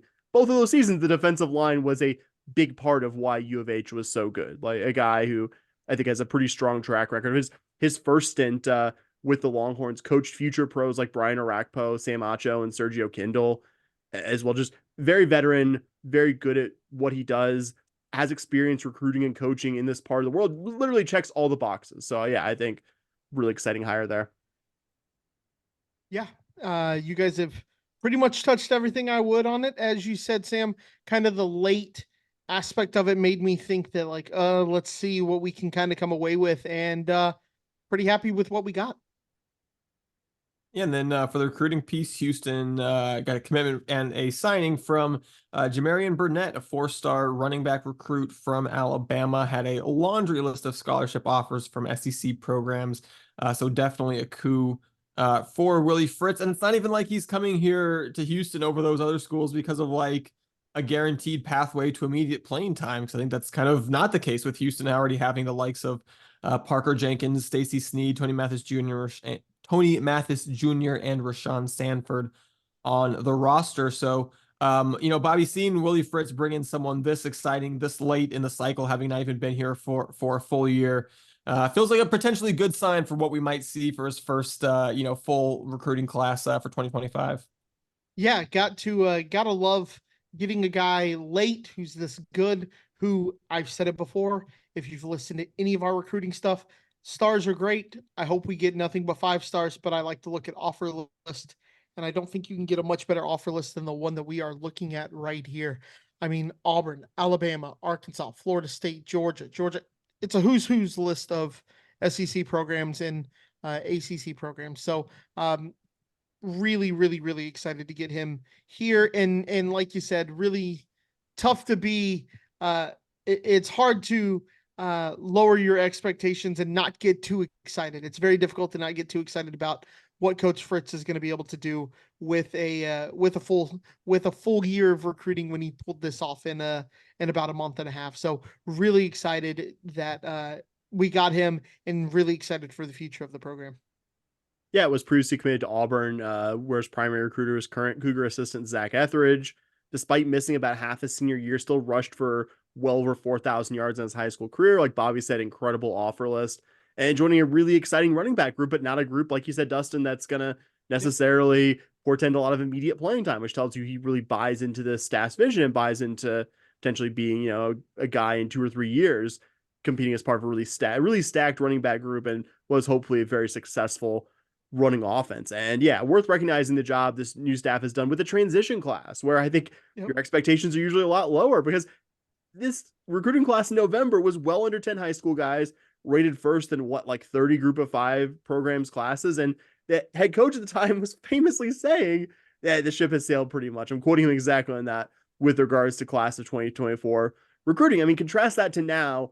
You're inside the national top 100 or top 50, added 2 high school 4-star recruits who weren't in the class previously, Burnett and Jay Sean Ridgel, retained the majority of the previous staff's recruits, including the highest rated guy, Maurice Williams, and added a number of impact transfers in the portal. I mean, one class doesn't fix all of what needs to be fixed with this program, but considering the staff has been at it for less than 2 months, I think a really positive data point for Willie Fritz and his staff generally knowing what they're doing in terms of building up a program. All right. Well, I think that brings us to a bat and ball sport. We're doing an honest to goodness bat and ball sports season preview, talking about Cougar softball. Houston enters year 8 of the Kristen Vesley era this year. Vesley, even though I consciously knew this, I hadn't really thought about it in a while until I was doing prep for the episode. Just the second head coach in program history, of course, replacing the OG Kyla Hollis. And to be fair to Vesley, before I talk about some of the program's recent struggles, Hollis is kind of a hard act to follow, both because she achieved remarkable feats at a program that didn't exist until, she started it in the year 2000 season. And then she also handed over a program that had been, cumulatively 1 game under 500 over its past 2 seasons. But what Hollis did pass on to Vesley was 2 excellent freshman pitchers in Presley Bell and Savannah Hebner. And Vesley did a fantastic job of developing them. The duo led Houston to regional appearances in 2018 and 2019. That 2019 in particular, led by Bell and Hebner, both having ERAs under 1.7. Beat A&M and Sam Houston in the Austin Regional, and then gave the host Longhorns all they could handle before bowing out in the winner-take-all championship game. Just a really, really fun team to watch and follow that year. Unfortunately, that was the last time that Houston sniffed the NCAA postseason, because the 2020 team started out 16-7, had some good wins and some bad losses. Hard to say how that season would have turned out, but the 2021 team cratered, having the worst season in program history, going 17-33 overall. Houston did improve to 500 overall in 2022, but then that slipped back to 20-30 overall last year, including just a 7-10 mark in American Athletic Conference play. And to be fair to Houston, they played a tough schedule overall, and the AAC is a good softball league. They were, kind of quote unquote only 122 in the RPI, even with the kind of ugly record there. But that's a 3-year stretch where your best team by a comfortable margin was the one that went 500 overall and just under 500 in conference play. And also that 122 mark in the RPI is fully 51 spots worse than the next worst team in the conference that you're joining this year. So, and it's not hard to pinpoint the reason for Houston's struggles the last 3 to 4 years. I think in softball, you have to have at least 2 pitchers who are at least some level of good, and Vesley hasn't managed to put that together since that last season of Bell, Hebner, and Tristan Melanson in 2019. So, Vesley has gotten the occasional strong season from pitchers like, Rachel Hertenberger, Hannah Todd, Kenna Wilkie, but never the kind of all-conference season that can fully carry a team, and never a quality number 2 behind them to kind of win with depth. So that's the context in which Houston enters the Big 12. it's probably no surprise that Houston was picked to finish 10th out of 10 in the Big 12 preseason poll, given that stat that I just threw out there. And one of the things that we've talked about on the podcast is not wanting to finish in last place in any sport in the Big 12 this year. Cougar softball looks like it'd be a threat to do just that. And while we haven't seen Chris Pesman fire any non-revenue sport coaches just yet, you'd have to think that the seat under Vesely is at least warm heading into the season. So I don't know, guys. Do we see a path to not finishing last here, given the current direction of this program? No. Sorry. No, absolutely not. Okay. Like, I'll just say this. I'll get my negativity out of the way at the top, because there are things to be, I think, positive about this program. I think to not to get ahead of ourselves, I think the lineup is a very exciting one. Like, I'm very excited to see what they do with that. But I mean, I didn't see any evidence at the time after last season. I don't see any evidence now for why we kept this head coach around for 2024. And I mean, there are other sports in this athletic department you could, I think, say that for. Baseball, soccer, women's basketball, all the different degrees. You could have asked at least similar questions. But for those three sports, even if I don't 100% agree with all those decisions in each case, you could say like soccer was entering only its second season under the staff. Baseball was at least coming off 2 seasons that were considerably better than their nadir in 2021, kind of coinciding with softball's, I think, program nadir, at least in recent history. And women's basketball, at least in the last 3 seasons, coming off 2 WNIT seasons and being 1 game away from getting the AAC auto bid last year. There's no theoretical case for me to be made for softball, even somewhat like those 3. UH had a losing record in AAC play each of the last 3 seasons. And while, like you said, Dustin, the AAC is a good softball conference, I mean, you really only saw U of H very occasionally take a game off of any of the league's better programs. But whatever I personally think of it, this head coach is back with a revamped staff. And like I said, I think some really intriguing new players. And speaking of really intriguing new things, Bobby, we've got a new thing we're going to do with this season preview. Before we get into the nuts and bolts of teams, we're definitely going to talk hitters and pitchers and schedule and all the usual stuff, but get something different to talk about. Obviously, welcome your overall thoughts of the program as well, but also welcoming you here to this new and exciting segment that you proposed and Dustin and I agreed to. Yeah, absolutely. We can talk players all we want to. We can talk about the schedule. We can do all of that. But Cougar softball put out the most important tweet that they've put out in a very, very long time, once a year. And it was the walk-up songs for our team. And this excites me more than talking about pretty much anything else. I am a known lover of really crappy music. My co-host can attest to this. That's why I decided to take this project on myself. These 2 guys, if I had to guess, would probably say the Fleetwood Mac song is probably the best song on the list. What, 'cause I'm white? Whatever. No, because I know what you guys like. Okay. So, it is what it is. So let's talk about it. Let's talk about the real news. So the headliners, the ones that catch everybody's attention, obviously are Still Tippin' by Mike Jones. Who? Mike Jones. All right. So we got Still Tippin' and we got Game Over by Lil Flip. Now, if you don't know Game Over by Lil Flip, it's got the Pac-Man song in it. Banger. Absolute banger of a song, right? Those are the ones that catch everybody's attention, but there's some that's kind of slid in underneath here that you should really pay attention to. First is Bidi Bidi Bum Bum. Absolute legend of a song. Banger. If you don't know it, what's wrong with you? It's a classic. Go listen to it immediately. Okay. But another one I don't want you to sleep on is Lip Gloss. Great walk-up song, right? Because it's got the drum doom doom boom, and then it goes, and then the person who sings it goes, "What you know about me? What you know about me?" Right? So you got the bass, you got the "What you know about me." It's gonna be a great walk-up song. Make sure you're at Cougar Softball Stadium to hear that one. Yeah, the snare drum hits, it's great. Put On by Jeezy, another great song. Classic. And I'm so excited. I'm hitting my microphone, guys.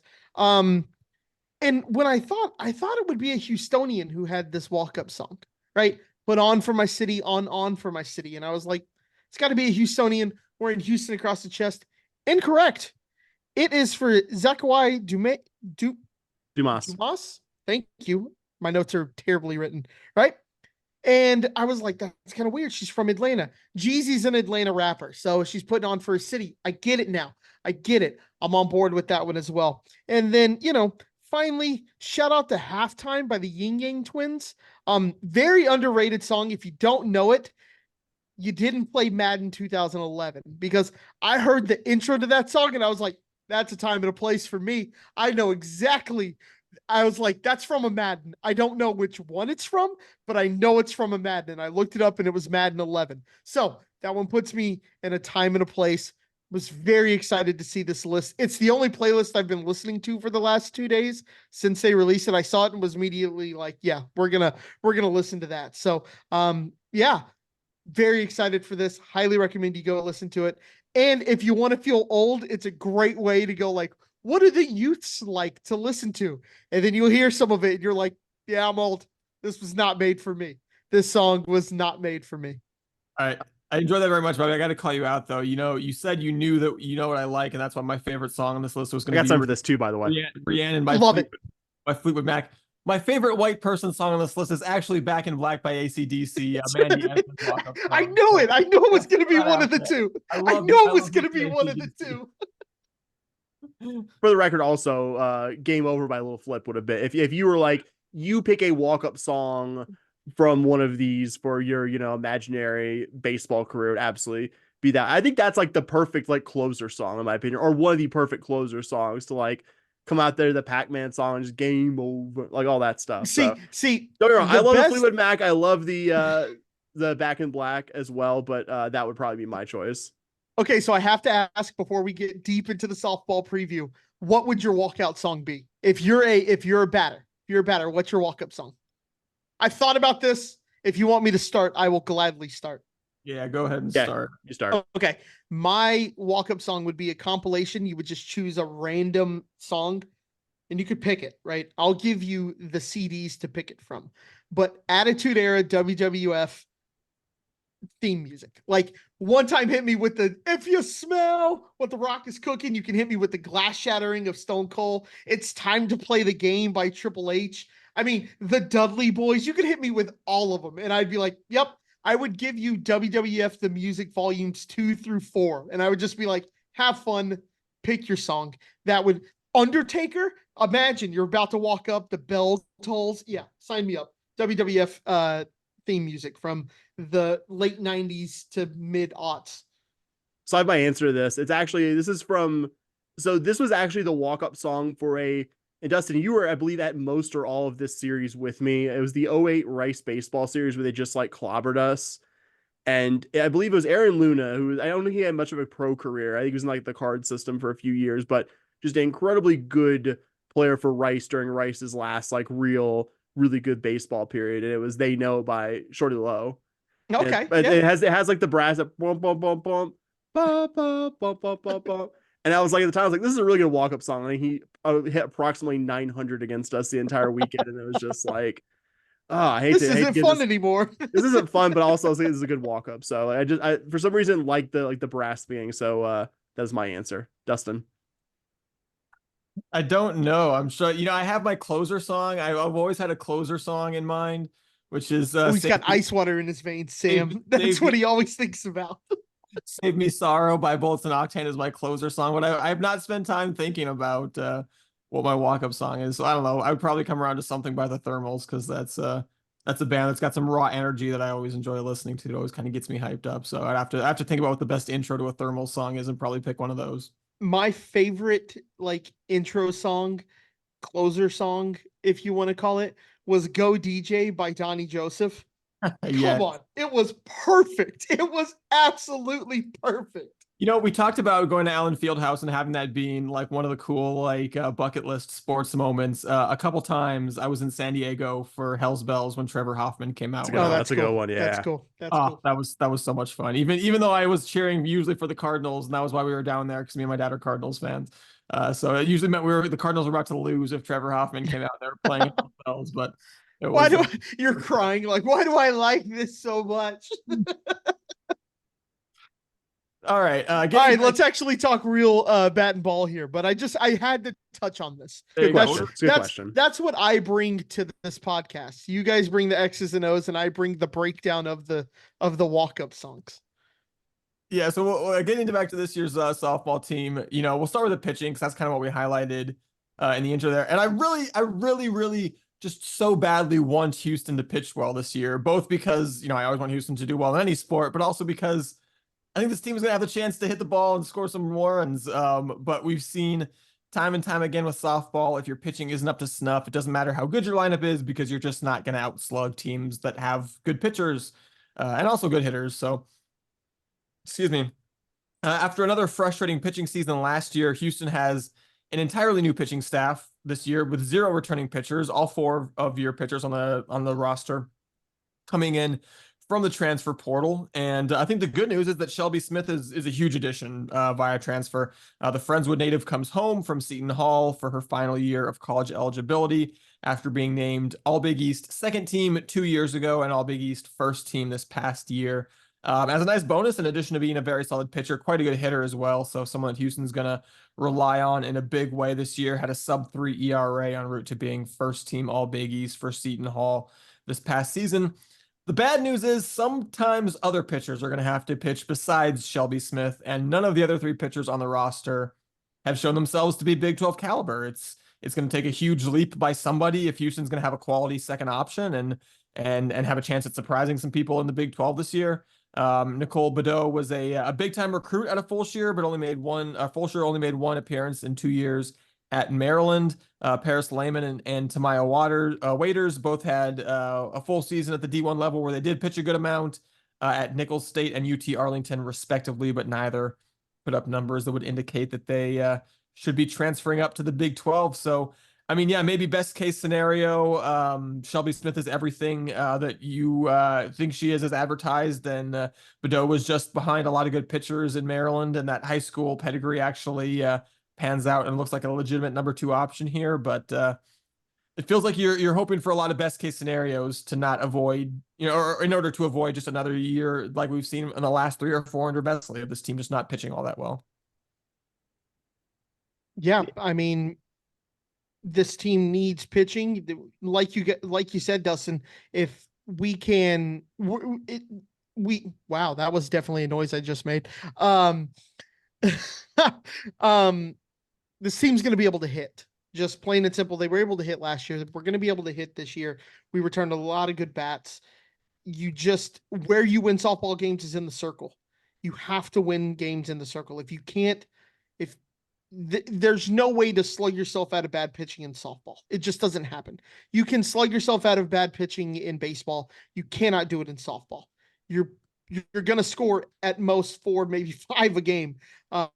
If your team is just absolutely slugging the ball unbelievably. And if you're giving up 4 or 5, it's really tough to win games. So the circle is where it's all going to depend this year with a whole new staff. Who knows? Like you said, some of the transfers kind of make you scratch your head and go, I don't really see the stats in previous stops, but I do see it with Shelby. Shelby looked good at Seton Hall. She performed really well. You look at her stats and can really get excited for those. But one can take you pretty far, but one isn't going to win you the conference or anything like that. You can rely on one, but we saw it back in the heyday of this program. Usually we had one stud pitcher, and then when you kind of reach a regional, you kind of need that second one, or you need somebody who can pitch the second day or game 2 or game 3 of a series. Despite softball pitchers being able to throw 1 million pitches back to back to back, they do still tire, especially here in Houston. When you're playing in March in Houston, it gets hot and it just gets tough to play. Yeah, I wanted to illustrate something from last season. I mean, the last 2 seasons you've had a couple of solid pitchers. I would say borderline all conference level, Kenna Wilkie and Hannah Todd. I don't think they met the ace criterion. I mean, look at last season.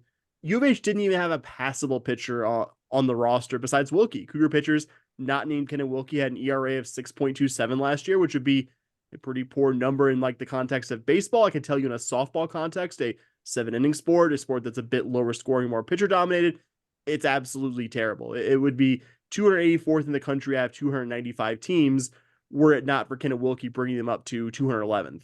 I mean, I guess in that sense, it's good news that UH will have an entirely new pitching staff. I'm excited as you guys are about Shelby Smith. I think Shelby Smith's adding something also to a lineup we're going to be very, very excited about. You're going to hear a marked tone shift here in a second. And I think what excites me about Smith is I guess, less quantifiable sense competitor.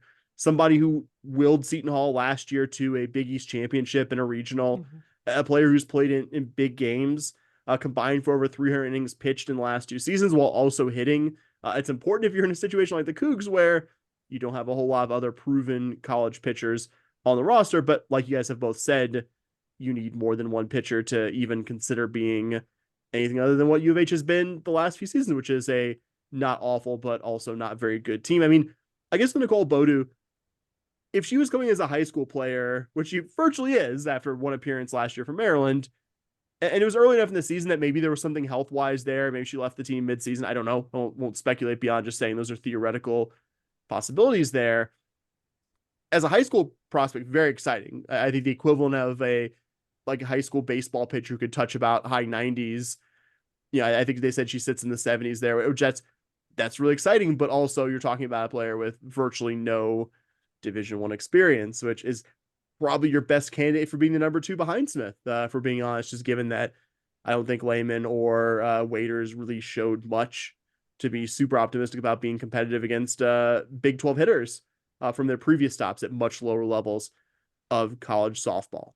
So I think that's the biggest reason, guys, why this team is predicted 10th out of 10th in the Big 12 softball preseason poll. And I do realize that getting a proven pitcher from the portal, which the Cougs did get in Shelby Smith, but getting a second one isn't as easy as snapping your fingers and saying, I want a good pitcher from the portal. But I have a hard time understanding why this program was able to bring in so many obviously good hitters with Division I experience, which we're going to talk about here in a second, and couldn't get one more pitcher in addition to Smith with a bigger body for this level. I will not understand that at any point.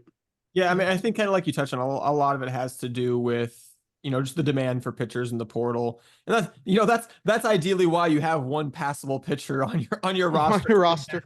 Because if you do that, then all of a sudden you add Shelby Smith in the portal, and all of a sudden you've got a really good pitching staff.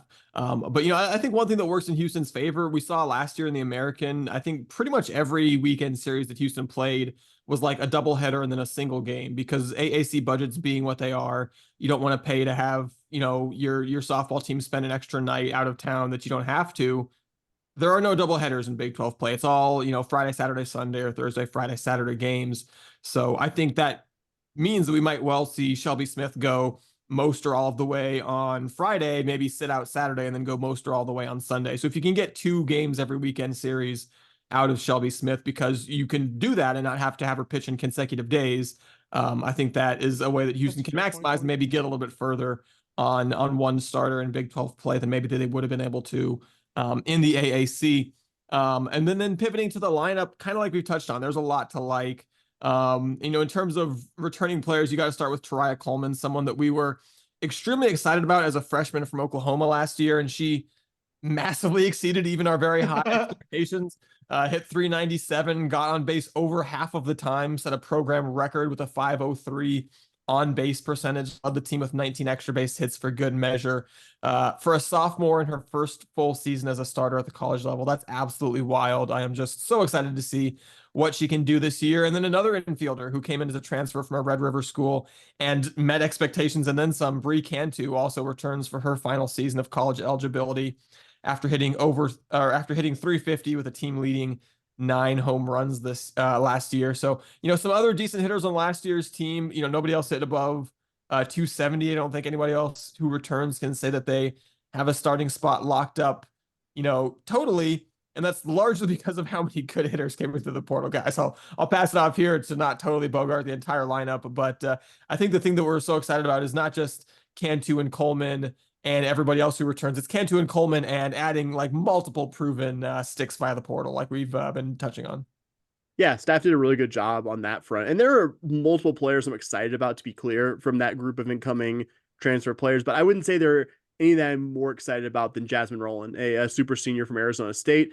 Hit double-digit home runs both of her seasons at ASU. The last 2 was an all Pac-12 selection in 2022 on an ASU team that made it to the Super Regionals, hit over 300 with 10 homers last season. And if that wasn't enough, she was an SEC All-Freshman team pick her first college season at Mizzou in 2019, was on pace for a really good 2020, before that season ended due to the onset of COVID-19.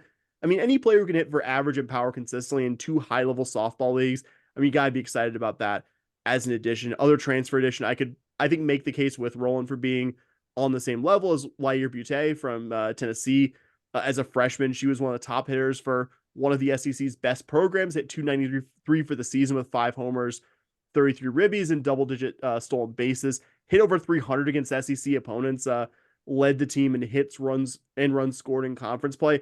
Took a bit of a step back last year, but also missed a chunk of the year. Hurt, played for a team that I believe went to the Women's College World Series. Still started 35 of the 37 games she appeared in. Put up very respectable season numbers despite probably not playing anything close to 100% health. If we get anything close to the 2022 season, Lyre Butte, who's now had a couple seasons at the college level under her belt, then I mean the ceiling here I think is easily an all Big 12 level player. Also bringing in Kennedy Thomas from another super senior from a Pac-12 program, played for Cal the last 4 years. I expect her to start somewhere in the field. Started a good chunk of the last 4 seasons at Cal, including 16 of 17 year true freshman season, the 2020 COVID season. Hit 302 while being an almost every game starter 2 seasons ago. Saw a bit of a dip of her numbers last year, though. Started nearly every game for a team that went to the NCAAs. We'll also know a couple players who come over from Michigan State with new assistant coach, really the hitting coach, Nadia Taylor, Zakai Dumas, and Mandy Essman. Dumas played the last 3 seasons at Michigan State, hit for some power, but didn't hit for anything close to good average her first 2 seasons. Started to finally put together the plate last year before suffering a season-ending injury. Essman was a every game starter as a freshman, led the Spartans in extra base hits, was 3rd on the team in batting average. And one other player that I wanted to mention, not a transfer, but one of the incoming freshmen, I've seen Michaela Anita mentioned in multiple previews as somebody who should be in the lineup day 1 as a designated player. Put up some absurd high school numbers. I mean, acknowledging any D1 softball recruit's going to put up crazy numbers, hitting over 600 her senior year in the Los Angeles area is pretty impressive. And again, with all the players coming back that you mentioned, Dustin, with all the transfers that I just talked about, don't have to convince me too hard. This will be a good hitting team, even with the step up of the competition that the Big 12 offers. Yeah, not too much to add on top of what you said, Sam. You took all my notes there, but no problem there. You did a great job. Yeah, to your point, this team's going to be able to hit. We've been saying that. It's just going to come down to what happens in the circle, but the lineup from 1 to 9 should excite you, should have you excited to go out to Cougar Softball Stadium and watch this team just hit. This team's going to be able to hit. It's going to be fun to watch. I highly encourage you to go out and just check these games out because you're going to see some exciting stuff happen from the Cougar bats and the Cougar lineup. You talked about Coleman and Cantu coming back. Sam, you mentioned the 5 D1 transfers that I think are all various levels of proven power conference hitters. You know, Brooke Lorenzo and Janiyah Thomas came back. You know, they were both decent hitters and solid fielders as sophomores last year. Some, you know, a couple players you could certainly see returning to the lineup. And then you mentioned Nita, the freshman, and then we talked about Shelby Smith, who's a really good hitter. Like, you know, if she's going to play DP, you know, whether she's pitching or not, that's like 11 hitters that I would feel pretty confident about putting in a lineup for Houston. So, you know, it's not even a question of do you have 9 to fill out a lineup. It's which 9 do you want to pencil into the lineup on any given night. And that's why I think this Houston team, you know, you guys said no. I don't know. I think this Houston team is not going to finish last place. The more I did this preview, the more I think Houston is not going to finish last place in the Big 12. I think is this going to be a tournament team? Probably not. Is this team going to beat the top 3 or 4 teams in this conference? Probably not. But I think when you've got a really good lineup and then you've got, like I said, even if 2 out of your 3, even if you just kind of say, okay, we're going to sacrifice the mid game in every weekend series. If you've got Shelby Smith going your first and third game every series with that good of a lineup, you might win enough games to not finish in last place, especially if you can take some series wins over some of the other kind of bottom half of the Big 12 teams. So, yeah, I think on paper you have to vote Houston 10th out of 10.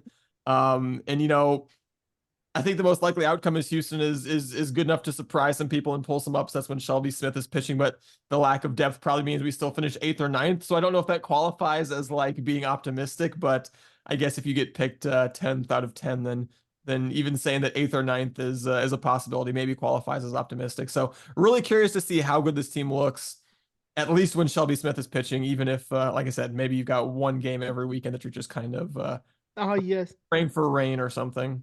Yes, the 2023 Cougar baseball strategy. Yeah, I mean the good news is though that you can get further. You can get further in softball than you can in Yeah, baseball because absolutely.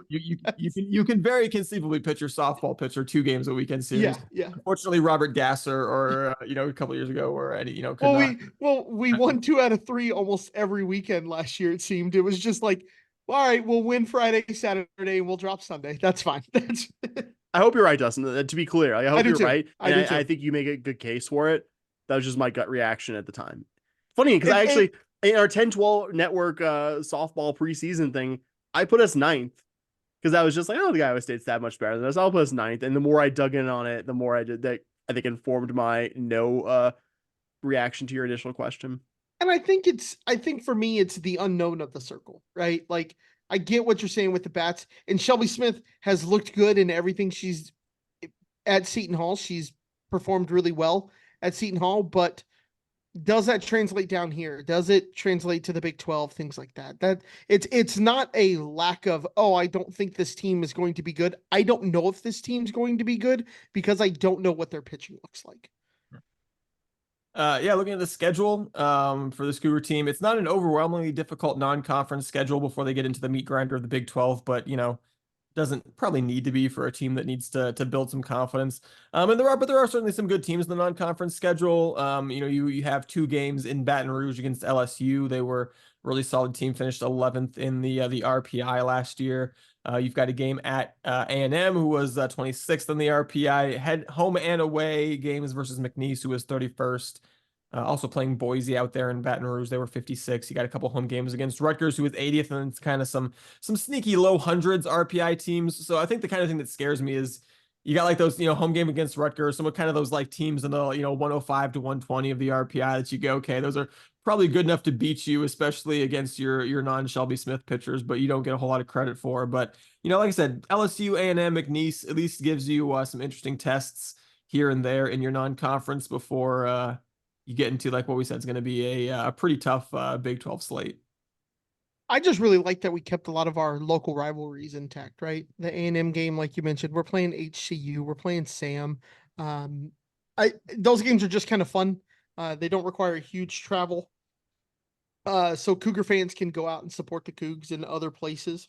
I'm sure going to A&M would be a fun little day roadie.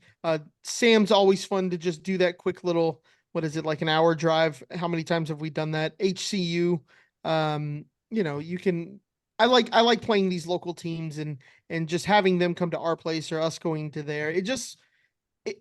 I'd rather play them versus some random team from the Northeast or something like that. No Sorry, disrespect we have plenty of those this weekend. yeah, yeah, Got some of those. no disrespect to Indiana State, this in that in Rutgers, but yeah, I kind of like keeping it kind of local. You got UTSA on the schedule, just kind of fun, A&M Commerce, things like that, just kind of local, keep it in the state. Yeah, I like that as a little benefit of the schedule. Yeah, and then when as Houston gets into the Big 12 play, obviously you know anything about softball, you probably know Oklahoma is pretty good. They went 61-1 last year. By definition, if you only lose 1 game in a softball season, you won the national championship. So they won the national championship. Oklahoma State also went to the College World Series. The Longhorns finished 8th in the RP. It's a double elimination tournament. No, I get it. I get it. It's just really funny when you put it like that. You're like, actually, yeah, that makes sense. I was gonna be like, and they won the national championship, but you really don't even have to say that. The Longhorns finished 8th in the RPI. Baylor's a top 25 team. Those are your projected top 4 again in the preseason poll. No surprise. I was telling my partner who's a big OU fan, follows a softball team. I said I'm happy and I'm glad that we're not playing them at home. I'm or happy and sad. I'm sad because I would love to be able to take you to those games because she would love to see some OU softball games in person. I'm happy because those are 3 losses, and if we're just going to write away 3 losses, let's write away 3 road losses Right. instead of 3 home losses is all I'm shouting. So, the fact that Houston gets then I believe it's 5 of their 8 theoretically maybe you could win at least 1 game series at home because it was five versus four, and then one of your four road series was the Oklahoma. So, getting Oklahoma State and the Longhorns at home, I don't know if those are winnable games actually or not. That might be. So that might be two home series that you're going to go 0-6. Those are going to be pretty tough. Baylor away is certainly going to be real tough. But then, kind of like we said, if you're going to not finish last, it's making hay against the bottom of the conference. UCF was the other tournament, the other NCAA tournament team last year. They were also picked fifth, no surprise in the preseason poll. Houston got swept in Orlando last year, but the year before that, in Houston, they won one of three, sent one of their two losses to extra innings, so we're real competitive in that one. The series does switch back to Houston last year, and then everybody else finished between 53rd and 71st in the RPI last year. That's Kansas, BYU, Texas Tech, Iowa State. Houston gets Kansas and Tech at home, BYU and Iowa State away. So, like I said, I think you've got some beatable teams in the conference, especially in the bottom half there. If you could give me Houston goes 2-10 versus in their 12 games versus the top four teams, I would probably jump across this table to take you up on that offer. But I think not too many of these teams are going to beat too many of those top four. So can you win against the UCFs, the Kansases, the BYU, the Techs, the Iowa States? Those are your kind of winnable series, and that's going to determine whether Houston is able to still not finish last place in any Big 12 sports. Only thing I would add is really wish we got that Iowa State series in Houston. Yeah, like I know you can't get all the good winnable series in Houston. That would have certainly colored my answer to your earlier question. Yeah, that. Yeah, and good chance though that's your 9 and 10 teams in some order. So it would have been nice to get that one at home. I agree, but broadly speaking, I think agreed. Yeah, you can't be too mad about how the Big 12 schedule turned out. So I think that's it for softball. So Bobby, I know you want to talk to us about some Cougar women's golf starting. It's yeah, let's do it, guys. Let's do it. So besides basketball, yes, we are going to talk women's golf. You guys can relax for a little bit, ask me any questions you want when I'm done. But I do have about a page and a half of notes here, but it is a small notebook, so it's not going to take up too much time. So besides basketball, I've got some thoughts, but I'll let you have your full yeah, for sure. I figured you guys would have thoughts. Besides basketball, though, I can't think of a program on a better trajectory that I am more excited for than our women's golf team.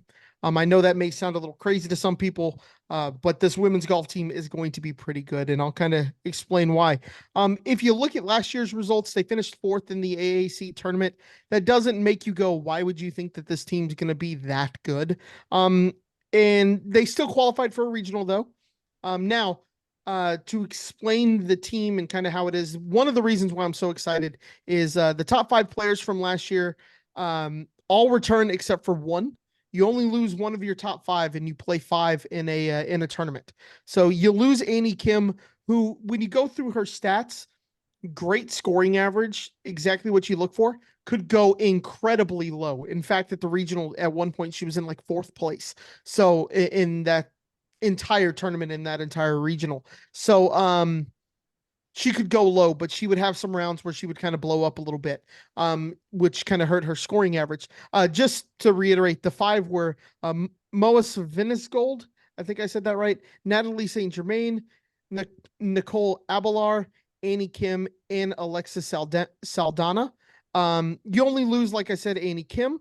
Annie Kim was one of our top players, so just kind of be aware you are losing one of the top players from the team, a team that finished 4th, but you return everybody else, and it's very rare that you return everybody else. Now, replacing Annie Kim's not going to be easy, right? You're taking arguably your second best player off the team. You're going to expect to see a little bit of a setback from that, but I want you to watch out for freshman Malin Kim, who she won the Texas 6A title her senior year of high school. She also won there's a LPGA event here in Dallas in the Colony, and they sponsor a girls event. So non-professional.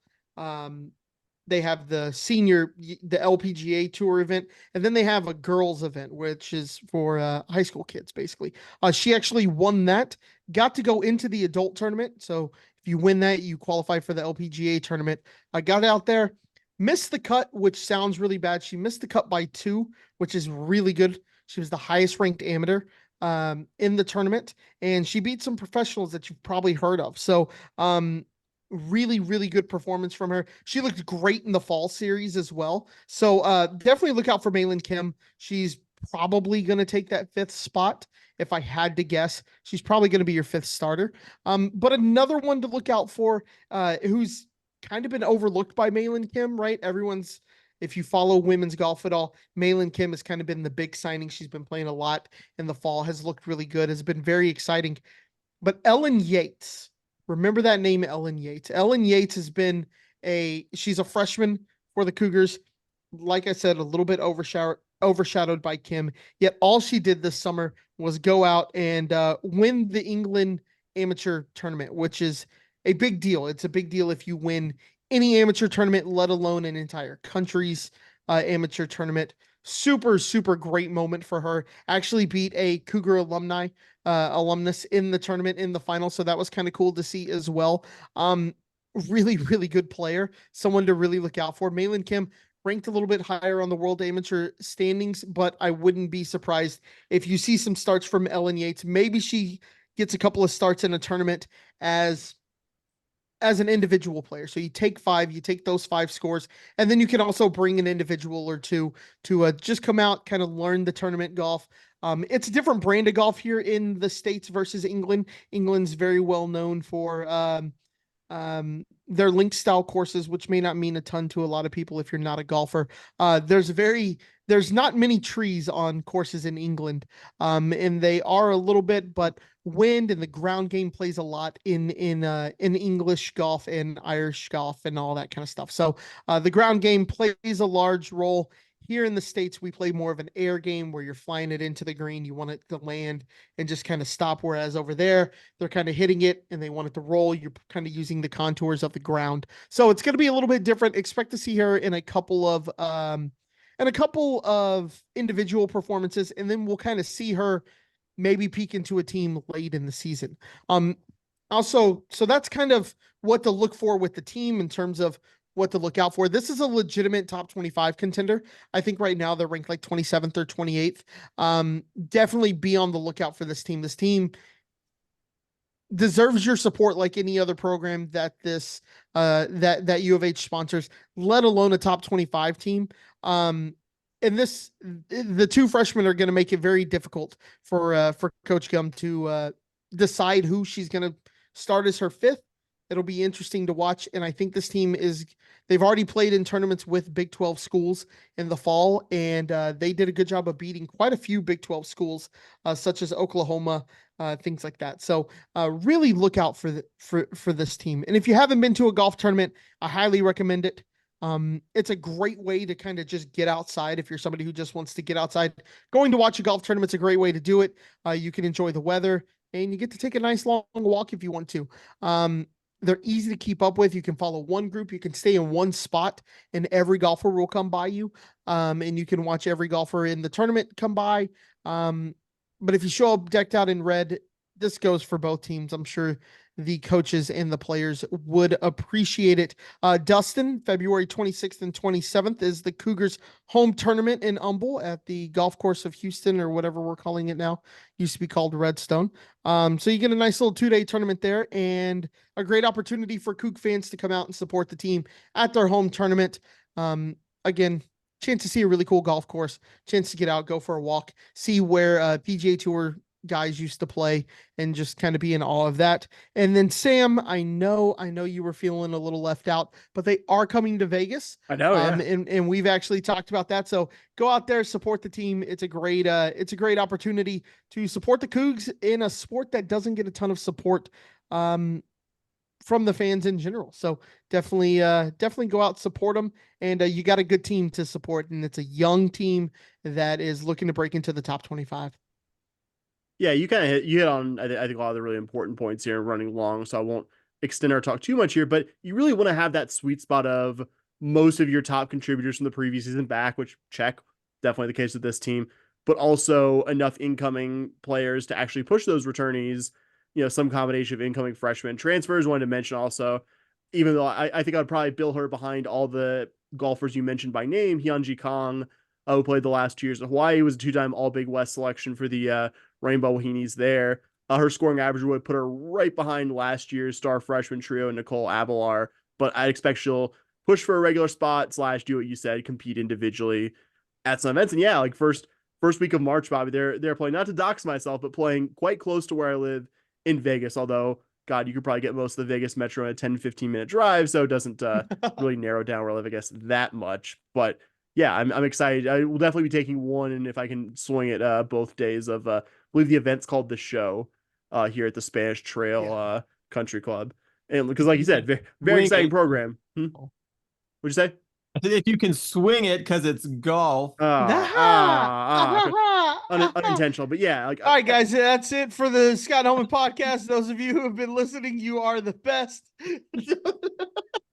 But no, yeah, a team worth. I echo everything Bobby said. Not just Bobby, a golf guy, but a team worth being excited about. One of the best in this athletic department, an extremely young team. Like, there's a good chance that 4 of your 5 tournament regulars are going to be sophomores or freshmen, which I think is a really exciting prospect when the team's already borderline top 25, like you said. Yeah, kind of like we are talking about with the softball lineup. It's a good problem to have when you have too many players that look good enough that you got to whittle it down to figure out who your starters are. And it seems like women's golf very much going to have that good problem to have. Yep. All right, so we're going to jump real quick as possible through the 3 other sports that are in season we haven't talked about. We're going to take one sport each. I'll start with track, which competed at the Charlie Thomas Invitational in College Station this past weekend. A lot to like from the event. I thought really encouraging performances by Houston pole vaulter Christian Sampy broke his own program record. In that event, he cleared 18 feet, 2.5 inches, which puts him not only breaks his own program record, but also makes him number 5 in the country so far this year. We also got to see Sean Maswanganyi in classic form in the 200 meters. He had a new personal best of 20.64 seconds. That is number 9 nationally at the moment. And then the women's 4x4 relay of Amon Babineau, Sydney Townsend, Kellyanne Beckford, and Michaela Mouton tied the program record exactly to the 100th of the second with a time of 3 minutes, 32.28 seconds. Tied a record that I believe was 18 years old. That is the 10th best time in the country so far this year. And then on the men's side in the 60 hurdles, Devion Wilson won the event with a time of 7.72 seconds. That was 1/100th behind his best time of the year, which currently has him ranked number 14th. And then we saw Grant Levesque, personal best of 7.81 in prelims in that same event. That moves him all the way up to number 7 in the school record book. Not quite threatening to qualify nationals good just yet, but still remarkable for someone who is a multi-event athlete. And then finally, one last shout I wanted to throw out there in the men's weight throw. Ethan Marshall had a toss of 65 feet, 2.5 inches. That was good for both second place in the event and second place in Houston's all-time program record book as well. So a lot of program records, a lot of like top 3 or 5 performances in program history, and a lot of nationally relevant events. And I think the Cougars looking like they're going to have, several athletes potentially qualifying for indoor nationals if they're able to keep heading in the direction that they are heading. So next up, Houston will be hosting the Howie Ryan Invitational this coming weekend. They also do have on the schedule, looks like they might be sending a couple of athletes to some other events across the country as well. So, but probably mostly staying home for the Howie Ryan Invitational. So we'll see how that goes, because this is going to be Houston's second to last week of the indoor regular season, with Big 12 championships waiting after that. And next up, I believe we've got swimming and diving losing to SMU, Bobby. Unfortunately, that is the way that I get to set you up here. Perfect. It's so easy to talk about that. No, like you said, lost to SMU 125.5 to 114.5. Cougars actually won 6 of the 13 events. You don't really pick that up when you lose, that you win half the events. But kind of going through the scores, one of the things I noticed, going through the individual events, is that the Cougars did the top wasn't as good, so we weren't winning. We won 6 of the 13 events, but SMU was doing more of a higher level, winning first and second, and then we take third, fourth, or we would win stacking one. on the podium, basically. Yeah. So that is kind of what hurt us more than anything. Is it seems our depth was better, like we were deeper, but our top wasn't quite to the top level of SMU.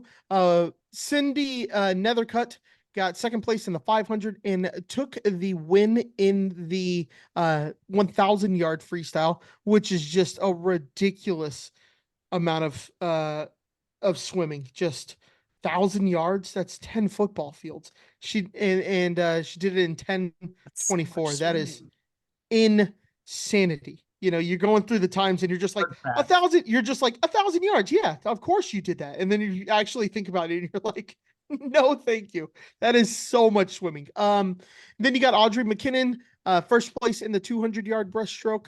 And yeah, so overall, next event is the Big 12 championships. Overall, team looks like it's, you know, I'm not the biggest swimming and diving expert quite like I am on golf, and I'm trying to learn it like you guys did year 1, year 2 of the SH podcast. But it's going to be interesting watching the Big 12 championships. I don't know if this team is going to necessarily win. Losing to SMU would indicate probably not. Would indicate probably not, but you know, it'll still be they wear Houston across their chest, so we're gonna watch them, support them, and hope for the best. Yeah. Quick shot, Chase Ferris, Big 12 diver of the week for, I think I'm not sure how many times, but not for the first time this year. No, for sure. I think so segueing, last but not least, Cougar tennis was back in action this past week. Cougs off their season opening win at home against Ooh La La, lost a tight one on the road in Denton. To North Texas, Cougs got into an early hole after losing the doubles point, got swept by UNT in those matches. Sonia Kovalenko and Sophie Skoten did take their match to a tiebreaker, but unfortunately neither of the two doubles matches were that close. Loris LaShawn and Sophie Skoten won their singles matches decisively. Cougar freshman Nina Skoric also won her first spring collegiate singles match as well, with a 3-set win over UNT's Marina Adati, but unfortunately the Cougs dropped the deciding match. With the score tied at 3, was ultimately a 3-set loss by Maria Jemashkevich to UNT's Stefani Naformi. Don't want to go too crazy about a match decided by that type of a margin. And we'll just note from scanning their schedule that UNT seems to have gotten to play a bit more than U of H in the early part of this season. That probably at least contributed, but also UNT wasn't that great of a team last year. Like, they were the general profile team that U of H was generally beating, even on the road. So concerns me a bit that this was a loss, kind of adding to the concern that started from that home opener against Ooh La La being as close as it was. Cougs will be back in action at home 2 times this coming weekend, hosting non-conference opponents UTRGV and Louisiana Tech on Friday and Saturday, respectively. UTRGV has lost their one head-to-head against a Division I team. They lost the season opener 6-1 to A&M Corpus. U of H should probably beat them pretty handily. Louisiana Tech, on the other hand, is going to be a tougher opponent. They were 20-6 last season. They're 2-2 in the current season against D1 opponents, but did respectably in both those losses to Tulsa, one of the more consistently good American programs, in LSU. One to specifically single out Tech's top singles player, Olga Bienzobas, she was 2023, she was all-conference selection in both singles and doubles, who won her singles match against the top 60 ranked LSU player when those two teams played, and took Tulsa's top singles player, Maria Bandera, to 3 sets and a tiebreaker in what was ultimately a very close losing effort. So if the Cougars are able to get that head-to-head, might wipe away some of the concern I had from the loss at UNT. All right, we're almost 2 hours into this, guy, so I think we're going to speed run the outro here. Thank you to our patrons. If you're not already one, give us money. Patreon.com/shpodcast. Rate us 5 stars in your app of choice. Email us, shpodcast@gmail.com. Tweet at us at shpodcast. Blue Sky's open. You don't even need an invite code anymore at podcast.bsky.social. That's it. If you made it this far, you're awesome. And as always, go Cougs.